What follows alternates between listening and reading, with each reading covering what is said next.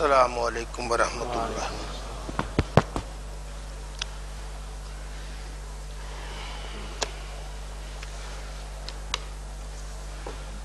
بسم اللہ الرحمن الرحیم۔ بسم اللہ الرحمن الرحیم۔ کسی کاہن اور نجومی کے پاس نہ جائیے، نجومی کی تصدیق کرنے والے کی 40 دن کی نمازیں قبول نہیں۔ عن صفیہ بنت ابی عبید عن بعض ازواج النبی صلی اللہ علیہ وآلہ وسلم قالت قال رسول اللہ صلی اللہ علیہ وآلہ وسلم من اتا عرافا فسالہ عن شیء فصدقہ لم تقبل لہ صلاۃ 40 یوما۔ حضرت صفیہ بنت ابی عبید رضی اللہ عنہا حضور سیدنا نبی کریم صلی اللہ علیہ وآلہ وسلم کی کسی اہلیہ سے روایت کرتی ہیں کہ حضور رسول اللہ صلی اللہ علیہ وآلہ وسلم نے ارشاد فرمایا، جو کسی کاہن یا نجومی کے پاس آیا، اس سے کسی چیز کے بارے میں پوچھا، پھر اس کی بتائی ہوئی بات کو سچا جان لیا تو اس آدمی کی 40 دن کی نمازیں قبول نہیں ہوں گی۔ جو کسی نجومی یا حالات بتانے والا، مستقبل کے حالات بتانے والا، کسی کے ایسے حالات اس کے پاس آیا اور جو اس نے کہا اس کو دل سے سچا جانا تو اس کی 40 دن تک اپنی نمازیں ضائع ہو جائیں گی۔ تو کسی نجومی کے پاس نہیں جاتے، اس کے ساتھ جا کر اپنے حالات نہیں پوچھتے اور اس سے اپنی تقدیر نہیں وہ درست کرواتے۔ خود تو وہ فٹ پاتھ پہ بیٹھے ہوتے ہیں، لوگوں کو محل بانٹ رہے ہوتے ہیں، خود تو ان کو دکان کے لیے جگہ نہیں ہوتی اور لوگوں کو بڑی قسمتیں ان کی بنا رہے ہوتے ہیں۔ تو یہ ایسے لوگ ہیں جن کا ایک اپنا کاروبار ہے، روزی کے لیے وہ ایسی باتیں کرتے ہیں، تو ایسے لوگوں کے پاس نہیں جاتے۔ ایمان والے کو ایسے لوگوں کے پاس جانے سے منع کر دیا گیا ہے۔ اگر کوئی بندہ ایسا جائے گا، اس کی آواز ٹھیک کرنے والا کوئی نہیں، اگر کوئی بندہ ایسا جائے گا تو اس کی 40 دن تک نمازیں جو ہیں وہ قبول نہ ہوں گی، ضائع ہو جائیں گی۔ تو ایک نماز ہی قبول ہو جائے، سبحان اللہ، تو جو نا قبول والی بات ہو تو یہ تو ہمیں کسی ایسے کے پاس نہیں جانا چاہیے۔ مومن جاتا ہے کسی اللہ والے کے پاس، مومن جاتا ہے کسی نیک اور متقی آدمی کے پاس جو کوئی دعوے نہیں کرتا، جو صرف اس سے دعا کے لیے جاتا ہے کہ اللہ کے حضور آپ دعا کر دیں، تو وہ اللہ سے دعا کر دیتے ہیں، اللہ تعالیٰ اس کی تقدیر بدل دیتا ہے۔ تو مومن کسی ایسے کے پاس نہیں جاتا جو لوگوں کی ظاہری طور پر محسوس ہوتا ہے تقدیریں بدل رہا ہے، تقدیریں ٹھیک کر رہا ہے، تو ایسے نجومی وغیرہ کے پاس مومن نہیں جاتا، اس کی 40 دن تک کی نمازیں ضائع ہو جاتی ہیں۔ وہ میرے حضرت استاد رحمت اللہ تعالی علیہ حضور ضیاء الامت تھے، تو وہ کہنے لگے ان کر تو پہلے ہی میرا کوئی اعتبار نہیں تھا، لیکن وہ جب پڑھتے تھے کہتے میں دہلی میں گیا تو مجھے میرے ساتھی کوئی کسی ایسے کے پاس لے گئے، سب نے ہاتھ دکھائے تو اپنی قسمتیں بتانے لگے۔ کہنے لگا اس نے 2-3 چیزیں بتائیں میرے بارے، کہنے لگا ایک تو تیری زندگی کی لائن ٹھیک نہیں ہے، تو غلط طریقے سے زندگی گزارے گا، اور دوسری تجھے کوئی اولاد نرینہ نہیں ہوگی، تیسری کو اور بات بھی بتائی اس نے۔ تو آپ فرمانے لگے اللہ کی مہربانی سے میں اللہ کا شکر کرتا ہوں جتنی اچھی لائن میری ہے اللہ سب کی ایسے کرے۔ اور دوسری کہتا تیری اولاد نرینہ، کہتے اللہ تعالیٰ مجھے 6 بیٹے دیے۔ تو یہ ایسے لوگ ہیں، تو یہ اپنی طرف سے وہ لگا دیتے ہیں، بس لوگوں سے پیسے انہوں نے وہ ٹیرنے ہیں، تو اس لیے ان کی باتوں پر نہیں جاتے۔ چلیے جی۔ موسیقی اور گانا بجانے سے اجتناب کیجیے، شیطان کا وعدہ مکر و فریب ہے۔ اعوذ باللہ من الشیطان الرجیم، بسم اللہ الرحمن الرحیم، واستفزز من استطعت منهم بصوتك وأجلب عليهم بخيلك ورجلك وشاركهم في الأموال والأولاد وعدهم وما يعدهم الشيطان إلا غرورا.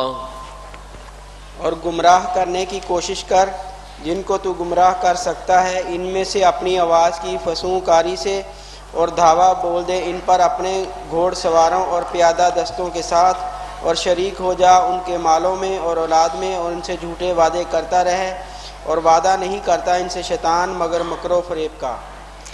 شیطان سے کہا جا رہا ہے تو گمراہ کرنے کی کوشش کر لے، جن کو تو گمراہ کر سکتا کر لے، اپنا لگا لے زور. شیطان سے کہا جا رہا ہے کہ تو جتنا زور لگانا چاہتا ہے لگا لے، گمراہ کرنا چاہتا ہے کر لے، اور تو اپنی آواز کا جادو جگانا چاہتا ہے کر لے، اپنے گھڑ سواروں کے ساتھ تو دعویٰ بولنا چاہتا، حملہ کرنا چاہتا کر لے، اپنے پیادہ دستوں کے ساتھ کرنا چاہتا کر لے، ان کے مالوں میں، ان کی اولاد میں ان کا شریک ہو جا، ان کے جھوٹے وعدے کر لے. اور سن لیجئے شیطان کا وعدہ جو ہے یہ مکر و فریب کا وعدہ ہے، اور شیطان یہ گمراہ کرنے کی کوشش کرتا ہے، کر لے جتنی کرنی ہے، جادو جگا لے، دعویٰ بول لے، اپنے گھڑ سوار لے آئے، اپنے پیادہ لے آئے، جو کچھ کرے، لیکن جو اللہ کا مخلص بندہ ہے اس پر اس کا داؤ کبھی نہیں چل سکتا. جو اللہ کا مقرب بندہ ہے اس پر شیطان کا داؤ نہیں چل سکتا. وہ تو اللہ کی رحمت میں ہے، رب تعالیٰ کے کرم میں ہے، رب تعالیٰ کے فضل میں ہے، اور اس کا معاون و مددگار خود اللہ ہے. اور جس کا معاون و مددگار اللہ ہو اسے کوئی گزند نہیں پہنچا سکتا، اسے کوئی دھوکہ نہیں دے سکتا، اسے کوئی تکلیف نہیں پہنچا سکتا. نبی کریم صلی اللہ علیہ وسلم نے کیا ارشاد فرمایا؟ اے عمر، تم جس رستے سے گزرتے ہو شیطان وہ رستہ چھوڑ دیتا ہے. شیطان وہ رستے سے بھاگ جاتا ہے. جس رستے سے عمر آ رہا ہو تو جہاں عمر کا کوئی نیاز مند ہوگا وہاں بھی شیطان کا کوئی کام نہیں، شیطان وہ رستہ بھی وہ چھوڑ دیتا ہے. تو اللہ رب العزت ہم سب کو ان پاکیزہ ہستیوں کے نقش قدم پر، خلفائے راشدین کے نقش قدم پر چلنے کی توفیق عطا فرمائے. ہاں تو جو شیطان ہے یہ ہزار کوشش کرتا رہے اللہ والوں کو وہ جن پر اللہ کی تائید و نصرت ہے اس کو گمراہ نہیں کر سکتا. مومن تو رات سوتا ہے، باوضو سوتا ہے، اللہ کا ذکر کرتے سوتا ہے، اور بسم اللہ پڑھ کے گھر میں داخل ہوتا ہے، کھانا کھاتے بسم اللہ پڑھتا ہے. اب وہاں شیطان کیا کرے گا؟ شیطان تو گھر میں ہی نہیں آ سکا، شیطان تو کھانا نہیں کھا سکا. مومن باوضو سویا تو ایک فرشتہ اس کے پاس ہے، پھر اس کے محافظ فرشتے ہیں. جہاں اللہ کی رحمتیں ہوں وہاں شیطان کا کیا کام ہے؟ تو شیطان ہزار کوشش کر لے، مومن کو وہ دھوکہ، جو مخلص مومن ہے اس کو وہ دھوکہ نہیں دے سکتا. ایک مخلص خود کوشش کر کے اخلاص کی دولت سے مالا مال ہونے والا، اور ایک مخلص جس کو اللہ اخلاص کی دولت سے مالا مال کرتا ہے. تو وہاں اللہ نے فرمایا مخلص، ہاں وہ ہستیاں کہ جن کو اللہ نے اپنی رحمت سے مالا مال کیا ہے ان پر شیطان کا کبھی کوئی داؤ نہیں چل سکتا. ہاں کبھی ایسے ہوتا ہے بندہ اپنی کوشش سے اوپر جاتا ہے، اس میں تو کوئی شیطان دخل اندازی کر سکتا ہے، لیکن کچھ ایسے ہوتے ہیں جن کو رب اوپر لے جاتا ہے، اور جن کو رب اوپر لے جائے وہاں شیطان کا کوئی کام نہیں ہے. چلیں ومن الناس من يشتري لهو الحديث ليضل عن سبيل الله بغير علم ويتخذها هزوا أولئك لهم عذاب مهين. اور کئی ایسے لوگ بھی ہیں جو بیوپار کرتے ہیں مقصد حیات سے غافل کر دینے والی باتوں کا، تاکہ بھٹکاتے رہیں راہ خدا سے، اس کے نتائج بد سے بے خبر ہو کر، اور اس کا مذاق اڑاتے رہیں. یہ لوگ ہیں جن کے لیے رسوا کن عذاب ہے. ہاں بعض ایسے لوگ ہیں ان کا کاروبار ہی یہ ہے، وہ بیپار کرتے ہیں مقصد حیات سے غافل کر دینے والی باتوں کا. بعض کا کاروبار ہی یہی ہے. اب دیکھ لیں جی اس وقت کئی لوگوں کا کاروبار کیا ہے جی، اپنے ملک میں دیکھیں کئیوں کی سی ڈی ہے، سیڈیاں چلاتے ہیں، واہیات قسم کی ان کا کاروبار یہی ہے، تلاش کرتے رہتے ہیں یہ آ گئی وہ آ گئی۔ تو اب یہ لوگ ہیں ایسا کہ یہ لوگوں کو گمراہ کرنے کے لیے ایسا کاروبار کرتے ہیں، اور یہ اللہ تعالی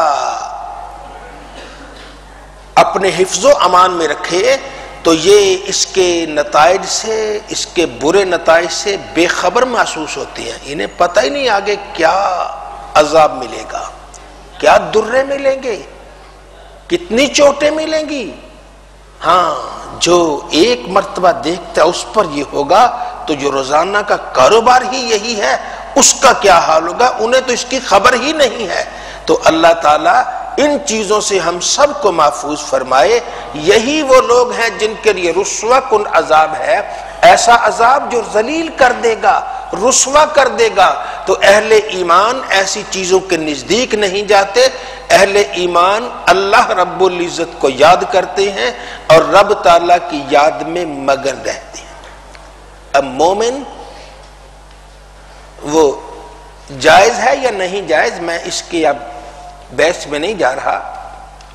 بعض ہے انہوں نے اپنے موبائل پر جب گھنٹی آتی ہے تلاوت قرآن لگائی ہے، کوئی آیت لگائی ہے۔ بعض ایسے ہیں انہوں نے لبیک اللہم لبیک کی آواز ایسے، اور بعض ایسے ہیں کہ انہوں نے کسی نعت کا کوئی حصہ لگایا ہے، اور یہ لبیک اللہم لبیک ایسے۔ کل ہم یہاں کو نماز پڑھ رہے تھے تو کسی کے پیچھے سے وہ چل گیا وہ لبیک اللہم لبیک، تو اچانک خیال لگا یہ حج پہ کون جا رہا ہے، پھر وہ بچا یہ تو کسی کے موبائل کی وہ ٹون لگی ہوئی ہے۔ اب یہ ہے تو بعض کی موبائل کی ٹونیں ٹھیک نہیں ہیں، وہ ایسی باتیں انہوں نے ایسی لگائی ہیں جو انسان کو اور گمراہ کرتی ہیں اور بدی کی طرف لے جاتی ہیں۔ تو مومن یہ ہر کام اللہ کو خوش کرنے کے لیے کرتا ہے، اس کی ہر کام کی وہ منزل و مقصود اللہ تعالیٰ کی رضا ہوا کرتی ہے، رب تعالیٰ کی خوشنودی ہوتی ہے، رب تعالیٰ کو راضی کرنا۔ مومن ایسے کاموں کی طرف نہیں جاتا جو اس کو مقصد حیات سے غافل کر دے، بلکہ ایسے کاموں کی طرف جاتا ہے جو اسے سیدھے رستے پر اللہ کی بارگاہ میں لے جائے۔ اللہ تعالی ہم سب کو اٹھتے بیٹھتے سوتے جاگتے اپنی یاد کی توفیق عطا فرمائے۔ چلیں شیطان کے حمایتوں سے نہ ڈریے۔ انما ذلكم الشيطان يخوف اولياءه فلا تخافوهم وخافون ان كنتم مؤمنين۔ یہ تو شیطان ہے جو ڈراتا ہے تمہیں اپنے دوستوں سے، پس نہ ڈرو ان سے بلکہ مجھ ہی سے ڈرا کرو اگر تم مومن ہو۔ ہاں یہ شیطان یہ ڈراتا ہے، اپنے دوستوں سے ڈراتا ہے۔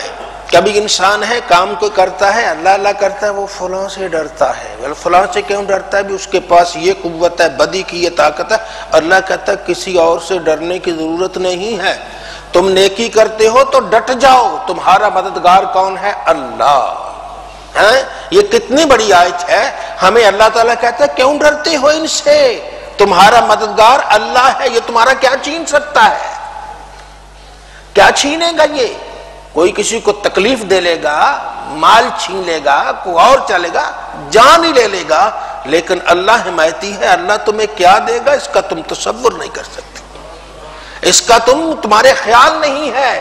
اس لیے اللہ سے ڈرتے ہیں، کسی اور سے نہیں ڈرتے۔ مومن جب کوئی نیک کام کرتا ہے تو نہ شیطان سے ڈرتا ہے نہ شیطانی طاقتوں سے ڈرتا ہے۔ مومن ڈرتا ہے تو فقط اللہ کی بے نیازی سے ڈرتا ہے، باقی اس کا ڈر ان چیزوں سے نہیں ہوتا۔ رب تعالیٰ سے سچا ڈرنے والا دونوں جہاں کی سعادتیں لے جاتا ہے۔ یہ ابو علی سینا یہ ہمارے بڑے سائنسدان ہوئے، ان کو کسی نے کہا کہ خرقان میں کوئی بزرگ رہتے ہیں، ان سے جا کے ملیے، وہ بڑے ہیں اللہ والے، یہ ان کی چلنے کی نیت سے وہاں سے چلا تو رستے میں جنگل تھا تو جنگل میں اکیلے تھے تو دیکھا ایک آدمی شیر پر سواری کر رہا ہے. اللہ اکبر, شیر پر سواری کر رہا ہے اور ڈر گئے. یہ ابو علی سینا ڈر گئے تو وہ کہنے لگے ڈرے کیوں ہو, رب سے ڈرو یہ ساری مخلوق تم سے ڈرے گی. رب سے ڈرو یہ ساری مخلوق تم سے ڈرے گی. کدھر جا رہے ہو؟ او جی ابو الحسن خرقانی کا گھر کون سا کدھر ہے؟ میں ادھر چلے جاؤ, آگے کا وادی آئے گی, وادی میں گھر ہے ان کا. وہ چلے گئے. تھوڑی دیر کے بعد یہی بزرگ آئے, اسی شیر پر سوار ہوتے ہوئے وہاں پہنچے تو یہ ابو الحسن, یہ ابو علی سینا جو تھے وہ, ان سے کسی نے کہا یہی ابو الحسن خرقانی ہے جو شیر پر سواری کرتے. اچھا السلام علیکم جی. وعلیکم السلام. جی آپ نے مجھے وہاں کیوں نہیں بتا دیا کہ میں ہی ابو الحسن خرقانی ہوں؟ بھائی تو نے ابو الحسن خرقانی کا نہیں پوچھا تھا, اس کے گھر کا پوچھا تھا, میں نے تجھے گھر بتا دیا کہ گھر اس کا ادھر ہے. تو میرا پوچھتا تو میں تجھے بتا دیتا ابو الحسن خرقانی کدھر ہے. تو نے پوچھا ابو الحسن خرقانی کا گھر کدھر ہے. تو آپ نے اسے فرمایا اللہ سے ڈرتے ہیں ساری مخلوق تجھ سے ڈرے گی. مومن ڈرتا ہے تو کس سے؟ اللہ سے, باقی کسی سے نہیں ڈرتا. پھر ایسے بیٹھ گئے, اب مسجد میں بیٹھ گئے, لوگ آ گئے. تو لوگ آئے, جیسے ہی دیکھا آپ آ گئے ہیں, لوگ دڑا دڑا آ گئے. 20 25 30 50 100 ہوگا, پتہ نہیں کتنا تھا, تعداد تو نہیں لکھی. تو آپ نے ایک آدمی سے کہا اللہ اللہ کیا کرو. یہ اہل ایمان کو درس دیتے ہیں, بزرگان دین اس میں ذات بتاتے ہیں. اللہ اللہ اللہ اللہ, یہ پڑھنا ہے, یہ دل سے بھی پڑھا جاتا ہے. تو بعض یہ ضربیں لگاتے اللہ اللہ کی, بعض اللہ اللہ, یہ ایسے ضربیں لگاتے. بہرحال اللہ اللہ کا وہ اس میں ذات کا سبق دیا جاتا ہے, بزرگان دین دیتے ہیں, سب بزرگان دین دے رہے ہیں. تو آپ نے فرمایا اللہ اللہ کیا کرو, اس کا یہ فائدہ یہ فائدہ یہ فائدہ یہ فائدہ, اس کو سمجھا رہے تھے. تو یہ ابو علی سینا درمیان میں بول پڑے, چونکہ سائنسدان تھے, بڑے تھے. کہنے لگے یہ کیا, ایک زبان سے اللہ اللہ کیا, دل سے اللہ اللہ, اس کا اتنا بڑا فائدہ. تو آپ نے کہا او خر توچے دانی, او گدے تجھے کیا پتا. ابو علی سینا تھے, جب پوری محفل میں گدا کہہ دیا, کسی فقیر نے رومال نکالا, پسینہ پسینہ پسینہ صاف کر رہے ہیں, وہ پسینہ ہی نہیں, پسینہ چھوٹ گئے. پشیمانی ہوئی نبی, اتنی بڑی محفل ہے اور 20-50 آدمی بیٹھے, میں سائنسدان ہوں, دنیا اسلام کا بڑا, اور مجھے گدا کہہ دیا. 2-4 منٹ کے بعد میں ہوا کیا تجھے؟ ایک لفظ بولا خر, جس کا میں نے گدا, اس میں اتنا اثر ہے کہ تجھے پسینے چھوٹ گئے, تو رب کے نام اللہ میں اثر ہی کوئی نہیں. تو کہتا اللہ اللہ کرنے میں اثر ہی نہیں ہے, اور ایک لفظ خر میں اتنا اثر ہے, تیرے پسینے چھوٹ گئے ہیں, تو لفظ اللہ میں اثر نہیں ہے, لفظ اللہ میں بڑا اثر ہے. بزرگان اللہ ہی کی تو چوٹ لگاتے ہیں. لفظ اللہ یہ جذب پیدا کر دیتا ہے, اللہ کی طرف کھچاؤ آتا ہے, اور یہ جذب پیدا ہوتا ہے جب کسی کا جذب جو ہو وہ ذرا ایک منزل تک آ جائے, پھر اسے سبق دیتے ہیں لا الہ الا اللہ کا, تو یہ پھر اسے کھینچ کے اللہ کی بارگاہ میں لے جاتا ہے. تو یہ ایسے بزرگان دین کا اپنا درس ہے. تو اس میں لفظ اللہ, اس میں بڑی قوت ہے, بڑی طاقت ہے. تو جو شیطان ہے, شیطان کی ساری ضربیں لفظ اللہ سے توڑ دی جاتی ہیں, لفظ اللہ سے ختم کر دی جاتی ہیں. اب حضرت خواجہ محمد سلطان عالم رحمت اللہ تعالی علیہ, وہ چیچیاں ایک چھوٹی سی بستی تھی, اب منگلہ جھیل میں آ گئی, وہاں تشریف فرماتے. تو اس وقت ایک مرزائی عالم اس علاقے میں آیا. کسی نے کہا یار یہاں ایک فقیر ہے, اس نے بڑا تنگ کیا ہے لوگوں کو, بڑا یہ ایسے گرویدہ کر رہا ہے, ہماری تو دار ہی نہیں گل رہی. اس نے کہا یہ فقیروں کے ساتھ تو میں صبح مناظرہ, ان کے پاس علم تو ہوتا نہیں ہے, میرے پاس علم ہے, میں جا کے مقابلہ کروں گا. اب وہ صبح صبح اپنی پگڑی شگڑی باندھے, وہ ان کا بڑا عالم تھا, وہ آ گیا. حضرت تشریف فرما تھے مسجد میں اور کسی کو بیعت کر رہے تھے, سلسلہ میں داخل کر رہے تھے, بیعت کر رہے تھے. اس کو شرارت سوجی مولانا صاحب کو, جو ان کا مولوی صاحب ہے, اس کو شرارت سوجی. قریب آیا تو کھڑا ہی کھڑا کہنے لگا جناب مجھے بھی مرید کر لیں. آپ نے ایسے دیکھا, فرمایا آ جا. اس آدمی کو تو جو سلسلے میں اس کو تو پرے کر دیا, جو ہو گیا اس کو جو سبق بتانے تھے, اس کو بٹھایا. ایسے بٹھا کے سامنے بٹھا کے آپ نے کہا اللہ, ایک ضرب لگائی اس کے دل پر, تڑپا, تڑپ کے بے ہوش ہو گیا. آدھے گھنٹے یا 2 گھنٹے کے بعد اسے ہوش آیا. ہوشا کہتا لا الہ الا اللہ محمد الرسول اللہ, مسلمان ہو گیا, نہ مولوی رہا, نہ مرزائی رہا, نہ کچھ اور رہا, وہ ایک ہی ضرب کے ساتھ سارا کام تمام ہو گیا. تو یہ ہے جن کے پاس اللہ کا اسم ہوتا ہے, اور اس اسم کی جب وہ ضرب لگاتے ہیں شیطان کا دل سے نام و نشان تک مٹا دیتے ہیں, اور اللہ تعالیٰ ان کے ایسا مددگار ہوتا ہے کہ شیطان کی ساری چیزیں جو ہیں وہ اس کا مقابلہ نہیں کر سکتی, وہ سارے کا سارا ختم ہو جاتا ہے. یہ شرف پور والے حضرت رحمت اللہ تعالی علیہ حضرت بڑے یہ جمعہ کی ترغیب زیادہ دیتے تھے. جو بھی آتا نا ارادت مند, اسے کہتے اگر موقع ملے تو شرف پور میں جمعہ پڑھا کرو. آپ کا اس وقت جمعے کا اجتماع بڑے اجتماعوں میں سے تھا, شاید ایسا اجتماع اس وقت کسی کا بھی نہ ہو, لیکن بڑا اجتماع ہوتا جمعے کے دن. اس گاؤں میں دور دور سے لوگ آ جاتے. تو اب یہ ایسے لوگ آتے, دور دور سے آتے. تو میرے دادا حضرت جو تھے یہ بھی جمعہ وہیں پڑھتے تھے آپ کے پیچھے, اور یہ ہمارا گاؤں تھا, وہ دریا کے ادھر تھا, شرک پور ادھر تھا. اب وہ دریا عبور کر کے جیسے وہ آ جاتے, جمعہ پڑھتے, جمعہ کے بعد چلے جاتے. تو جمعے کا اجتماع بڑا ہوتا. تو ایک اور دوسرا کو عالم آ گیا, وہ شیعہ مسلک سے اس کا تعلق تھا, آ گیا. اس نے کہا میں مناظرہ کروں گا, اس فقیر سے مناظرہ کروں گا. اب وہ جمعہ تھا, جمعے میں اسے جگہ ملی پیچھے کر کے کہیں.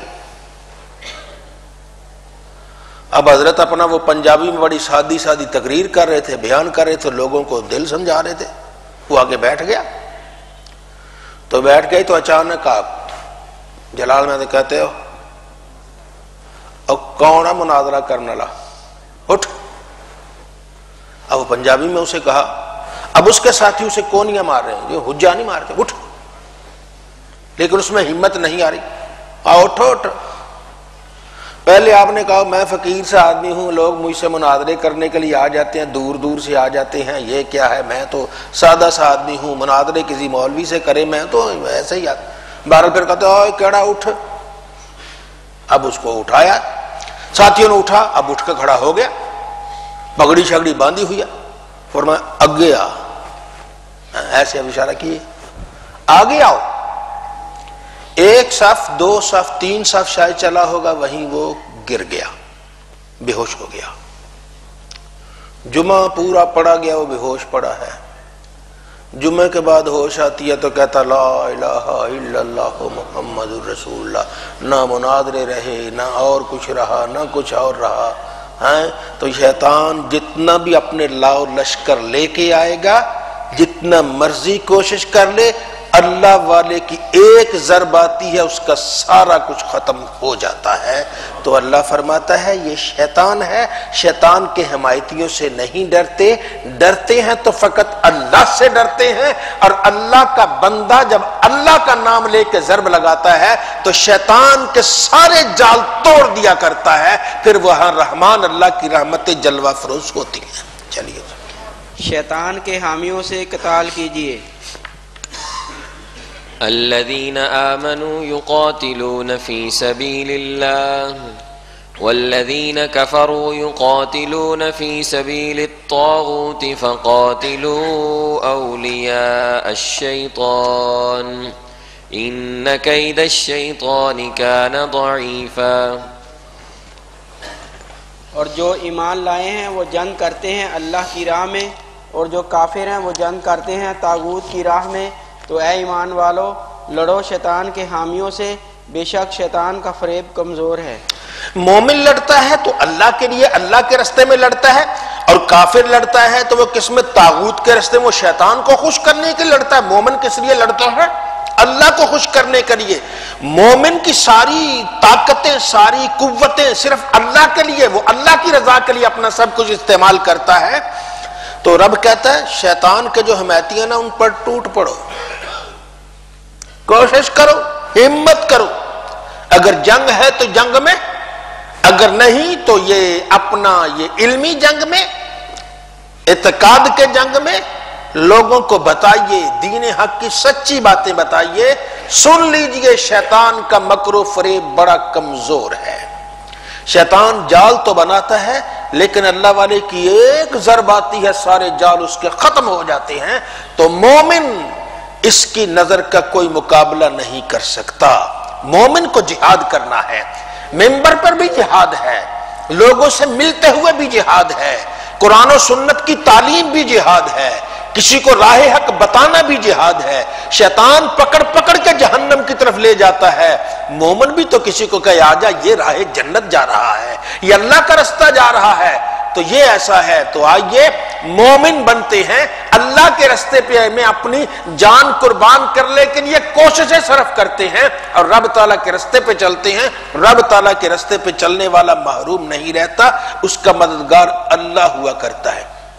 نہیں فقر و سلطنت میں کوئی امتیاز ایسا، وہ نگاہ کی تیغ بازی، یہ سپاہ کی تیغ بازی ہے کہ یہ فقر و سلطنت میں جس کے پاس سلطنت ہے وہ تلواریں لے کر اپنا لاؤ لشکر لے کر حملہ کرتا ہے، اور جس کے پاس اللہ تعالیٰ کا دیا ہوا فقر ہے وہ مقابلہ کرتا ہے تو نظر سے مقابلہ کرتا ہے، ایک نظر ڈالتا ہے دل کی دنیا کو آباد کر دیتا ہے، ایک نظر ڈالتا ہے دل سے طاغوت ختم کر دیا کرتا ہے۔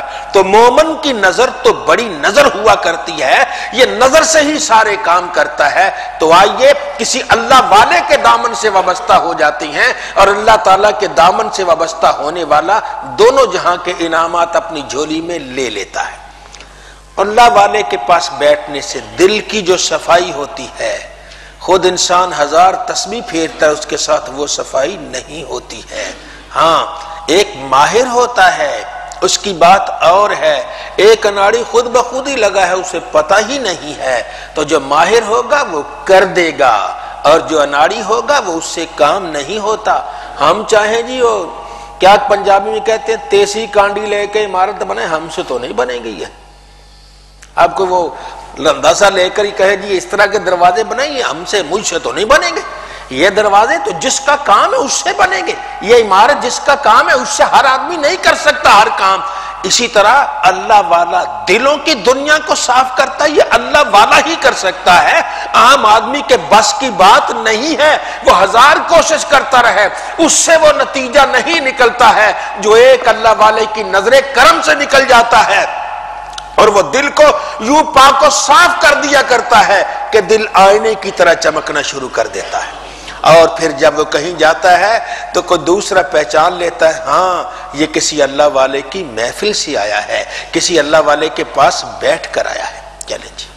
سورج کا طلوع و غروب شیطان کے دو سینگوں کے درمیان ہوتا ہے، عن عمر ابن ابسط رضی اللہ عنہ قال قلت یا رسول اللہ ای اللیل اسمع قال جوف اللیل الاخر فصلی ما شئت فإن الصلاة مشہودۃ مکتوبۃ حتی تصلی صبح ثم اکثر حتی تطلع الشمس فترتع فیہا کیس رمح او رمحین فإنہا تطلع بین قرنی شیطان ویصلی لہا الکفار ثم صلی ما شئت فإن الصلاة مشہودۃ مکتوبۃ حتی یعدل الرمح ذلہ ثم اکثر فإن جہنم تسجر وتفتح ابوابها فإذا زاغت الشمس فصلی ما شئت فإن الصلاة مشہودۃ مکتوبۃ حتی تصلی العصر ثم اکثر حتی تغرب الشمس فإنها بین قرن الشیطان ویصلی لہا الکفار۔ حضرت عمر بن ابسہ رضی اللہ عنہ نے بیان کیا کہ میں نے عرض کی یا رسول اللہ صلی اللہ علیہ وسلم رات کا وہ کون سا حصہ ہے جس میں بندے کی دعا زیادہ سنی جاتی ہے؟ حضور صلی اللہ علیہ وآلہ وسلم نے ارشاد فرمایا آخر رات کا درمیانی حصہ، اس وقت جتنی نماز پڑھنا چاہتے ہو پڑھ لو، کیونکہ اس نماز میں فرشتے حاضر ہوتے ہیں اور اسے بارگاہ الہی میں لکھ لیا جاتا ہے حتیٰ کہ فجر پڑھ لو، پھر رک جاؤ حتیٰ کہ سورج نکل آئے اور 1 یا 2 نیزوں کے برابر اونچا آ جائے۔ بے شک یہ سورج شیطان کے سینگوں کے درمیان طلوع ہوتا ہے اور اس وقت کفار اس کی عبادت کرتے ہیں، پھر نماز پڑھتے رہو، بے شک نماز میں فرشتے حاضر ہوتے ہیں اور اس کا اجر لکھا جاتا ہے حتیٰ کہ نیزے کا سایہ اس نیزے کے برابر ہو جائے، یعنی دوپہر ہو جائے اور کوئی زائد سایہ باقی نہ رہے تو رک جاؤ۔ بے شک اس وقت جہنم بھڑکائی جاتی ہے اور اس کے دروازے کھول دیے جاتے ہیں، جب سورج ڈھل جائے تو جس قدر جی چاہے نماز پڑھو، بے شک نماز میں فرشتے حاضر ہوتے ہیں حتیٰ کہ عصر پڑھ لو، پھر رک جاؤ حتیٰ کہ سورج غروب ہو جائے، بے شک یہ سورج شیطان کے 2 سینگوں کے درمیان غروب ہوتا ہے اور اس وقت کفار اس کی عبادت کرتے ہیں۔ حضور نبی کریم صلی اللہ علیہ وآلہ وسلم سے ایک صحابی عرض کرتے ہیں یا رسول اللہ رات کا وہ کون سا حصہ ہے جس میں بندے کی دعا زیادہ سنی جاتی ہے؟ بندے کی دعائیں اللہ تو سنتا ہے، لیکن رات کا کوئی حصہ ہے جس میں اللہ تعالیٰ زیادہ سنتا ہے۔ وہ وہی رات کا حصہ ہے جب اللہ تعالیٰ آسمان دنیا پہ تشریف لاتا ہے، کہتا بندو مانگو مجھ سے کیا مانگتے ہو۔ ہر رات یہ وقت آتا ہے، ہم غافل ہیں، ہم سوئے رہتے ہیں، ہم اللہ کو پکارتے نہیں، اس میں ہماری بد نصیبی، ہماری کمزوری ہے۔ اللہ ذوالجلال تو آوازیں دیتا ہے بندو مانگ لو مانگ لو، اور مجھ سے کیا مانگنا ہے، مجھ سے لے لو کیا لینا ہے۔ اس وقت بندہ سر سجدے میں رکھ کے اللہ کی بارگاہ میں روتا ہے۔ کتنے ایسے خوش نصیب ہیں جو اس وقت سر سجدے میں رکھ کر رو رہے ہوتے ہیں۔ اللہ ادھر فرما رہا ہو، بندے کو پتا ہو ہمارا ایمان ہی کمزور ہے نا، ہم سنتے تو روزانہ ہے جی اللہ تشریف لاتا ہے، لیکن آتا ہے کیا آتا ہے، بس ویسے ہی وہ نہ سمجھا نہ سمجھایا نہ ذہن میں لایا۔ تو یہ ایمان کی کمزوری ہے۔ اگر ایمان کامل ہو تو اللہ تعالیٰ اس وقت اٹھا دیتا ہے، اٹھا کے بٹھاتا ہے، مصلی پہ لاتا ہے، وضو کرواتا ہے، اپنی بارگاہ میں آنسو بہاتا ہے۔ تو جس بندہ مومن کے آنسو اللہ رب العزت کی بارگاہ میں بہ جائے وہ بڑا ہی خوش قسمت ہے۔ آئیے کوشش کیجئے، نبی رحمت صلی اللہ علیہ وسلم نے ارشاد فرمایا رو لو، رو نہیں سکتے رونے والی شکل ہی بنا لو، وہ اللہ کو بڑی پسند ہے۔ آئیے اللہ کی بارگاہ میں کبھی اپنے گناہوں پہ نادم ہو کر شرمسار ہو کر بھی روتے ہیں، اپنے آپ کو کچھ نہ سمجھ کر بھی اللہ کی بارگاہ میں ہاتھوں کو پھیلاتے ہیں۔ اپنے کیے ہوئے گزشتہ اعمال ہیں ان پر انسان کو اس کی کیفیت ہوتی ہے، تو اس وقت اللہ کی بارگاہ میں رو رو کے عرض کرتا ہے تو رب تعالیٰ اس کی عرضیں قبول فرماتا ہے۔ تو یہ رات کا آخری حصہ بڑے بڑے رو رہے ہوتے ہیں۔ وہ شاید پہلے گزر گیا کہ حضرت داؤد طائی رحمت اللہ تعالی علیہ یہ رات کو آخری حصے میں خصوصاً روتے تھے، قرآن کریم پڑھتے روتے تھے سحری کے وقت۔ اور وہ ساتھ کی ہمسائی جو عورت تھی وہ بھی انہی کے خاندان کی تھی، تو وہ کہنے لگی او جو اس وقت سحری کے وقت جو قرآن کریم پڑھتے ہیں گویا دنیا کی ساری نعمتیں اس میں جمع ہیں، اتنی لذت اتنا کیف۔ دنیا کی ساری نعمتیں اس میں جمع ہیں، تو یہ ساری نعمتیں کیسے جمع ہو گئی؟ اس عورت نے بڑے بڑی چیزیں کھائی ہوں گی، بڑا بڑا کچھ کھایا ہوگا، زندگی گزاری ہوگی، لیکن اسے کیا خبر کہ سحری کی لذت کیا ہے؟ اس نے جب دیکھا یہ سحری کے وقت رونے کی یہ کیفیت مجھے آ رہی ہے، تو اس وقت جو خود روتا ہوگا اس کا عالم کیا ہوگا؟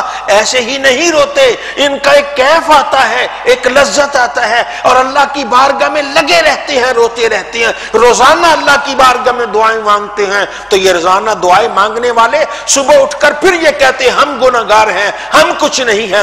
یہی تو بندے کا کمال ہے، بندہ آخری حصہ میں اللہ کی بارگاہ میں رو رو کر اپنی خطاؤں کی معافی مانگتا ہے۔ ساری رات بندگی بھی کی، عبادت بھی کی، روتا بھی رہا، پھر سحری کو کہتا ہے استغفر اللہ، یا اللہ معاف کر دے، یا اللہ معاف کر دے، یا اللہ معاف کر دے۔ اپنی نیستی، اپنی ہستی ختم کر دی، نیستی پہ آ گیا ہے، تو اس کیفیت میں آ جاتا ہے، پھر رب تعالیٰ اس پہ رحمت فرماتا ہے۔ تو رات کا آخری حصہ اس میں دعا زیادہ قبول ہوتی ہے، اس میں نماز پڑھنی چاہیے۔ نبی عربی صلی اللہ علیہ وسلم نے ارشاد میں اس وقت نماز پڑھو، اس وقت نماز پڑھو، اس وقت نماز پڑھو۔ ہاں سورج جب وہ نماز کا فجر کی اذانیں ہو جائیں، نماز بس وہ فرض نماز پڑھنی، فرض نماز کے بعد چھوڑ دو، سنتیں اور فرض پڑھی اس کے بعد کچھ نہیں، اللہ اللہ کرو، ذکر کرو، لیکن نماز نہیں۔ سورج کے طلوع ہونے سے نیزہ یا دو نیزے کے بعد 15 یا 20 منٹ کے بعد، تو اب 20 منٹ عموماً ہوتا ہے 20-21 منٹ ہے، اس وقت تک آپ کچھ نہ پڑھیے، یعنی نماز نہ پڑھیے، اپنا اللہ اللہ کیجئے، پھر اس کے بعد نمازیں جی چاہتا ہے پڑھیے، ظہر تک پڑھیے، لیکن جب وہ پھر زوال کا وقت آ جائے پھر نہیں پڑھتے، پھر وہ پڑھتے عبادت کرو جتنی کر سکتے عصر کی نماز تک، عصر کی نماز سے لے کر سورج کے غروب ہونے تک کچھ نہیں پڑھتے، کیونکہ سورج شیطان کے 2 سینگوں پہ غروب ہوتا ہے۔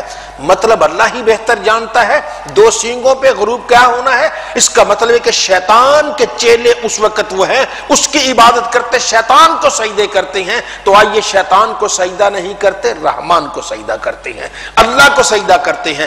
اللہ فرماتا ہے اس وقت مجھے سجدہ نہ کرنا، تو بندہ مومن اس وقت سجدے سے رک جاتا ہے۔ ہاں جب سورج ڈوب جاتا ہے پھر اللہ اکبر کہہ کے وہ مغرب کی نماز ادا کرتا ہے۔ تو مومن ہر حال میں اللہ رب العزت کو یاد کرتا ہے اور اسی کے حضور اپنے نذرانہ پیش کرتا ہے۔